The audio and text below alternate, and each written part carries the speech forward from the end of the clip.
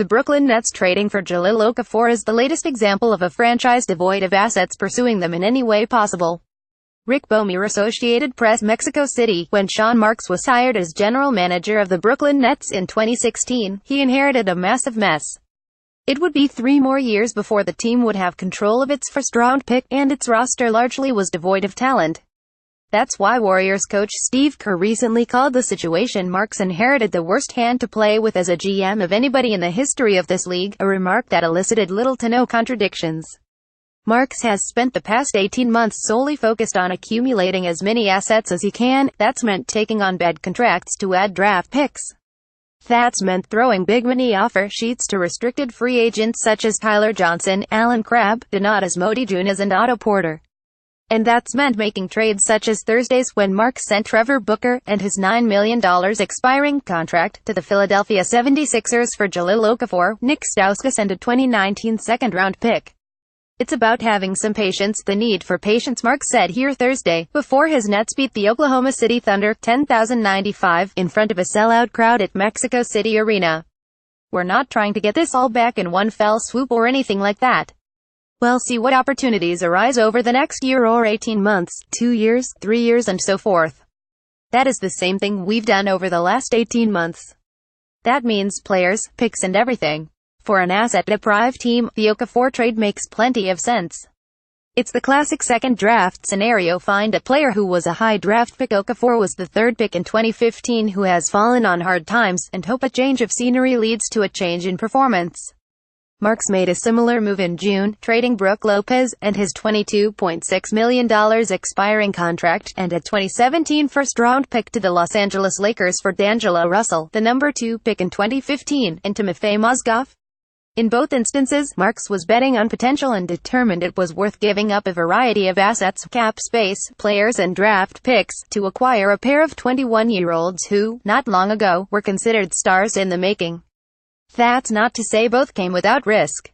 Russell has played well, 20.9 points, 4.7 rebounds, 5.7 assists when healthy, but has been out for 3 weeks after undergoing arthroscopic surgery on his left knee. Mozgov, on the other hand, has done nothing to change the notion that his average of $16 million in salary for this season and the next 2 is the definition of dead money. The Okafor trade comes with far less risk but arguably also far less potential value. He averaged 17.5 points and 7.0 rebounds as a rookie, but a knee injury derailed his season last year, and the emergence of Joel Embiid as a league-changing force relegated Okafor to the scrap heap as Sixers general manager Brian Colangelo openly tried to trade him for months. That's why both Okafor and his agent, longtime NBA power broker Bill Duffy, publicly asked for a release. But part of the difficulty is that Okafor's skill set is a better fit for the NBA of 10 or 20 years ago than today's. In a league where pace and space reign supreme, a traditional low-post scorer with questionable defensive and rebounding abilities doesn't merit the same value he once did. The same value, however, doesn't equal no value.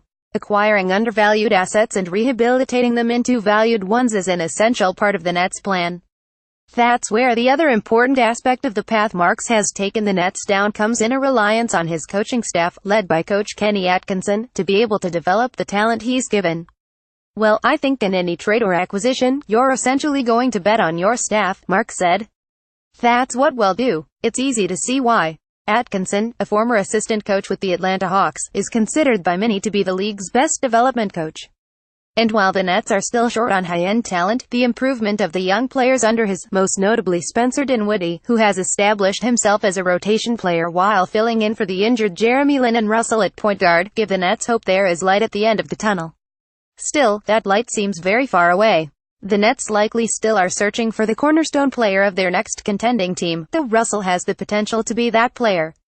Brooklyn still has to suffer through one more draft without its first-round pick, one of the final remnants of the trade for Paul Pierce and Kevin Garnett. The franchise will have limited cap space next summer, then will have to eat into a chunk of what could be considerable space the following year to resign Russell, assuming he plays anywhere near the way the franchise hopes he does. But the fact there is a light on it all is a sign that things are headed in the right direction in Brooklyn. And the biggest reason is Marks. "Well, take our patience," he said.